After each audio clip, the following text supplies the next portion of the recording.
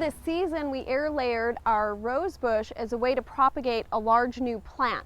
By now, the roots will have developed throughout our cut zone, and once you see roots on all sides of our moss ball, it's time to remove that layer from the mother plant. And we do that by cutting just below the ball of moss. So you want to use a nice sharp knife or pruning shears.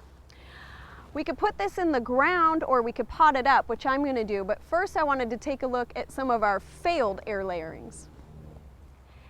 Air layering is a difficult process and it's not always successful. On some of the ones I've tried, I found grasshoppers chewed holes in my plastic and the whole moss ball dried out.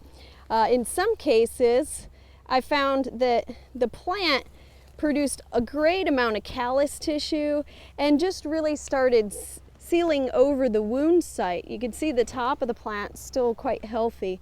It's just sealing itself and growing as happily as if I never cut into the stem. I have another one where the entire tip of the plant simply died out where I had made the wound. I'm going to pot our new plant up into a container. As I mentioned, you can also put it directly in the ground. You want to just make sure you've prepared a good planting bed. Be careful as you handle this not to disturb the roots. Keep that ball of moss intact around the root ball and just fill the soil in around it. Now, if you're putting this in the ground, you might consider staking the plant, especially if it's going to be in a windy location. That'll help support it as it develops.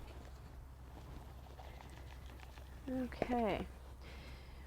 As our plant establishes, especially the first week, we want to create a humid environment.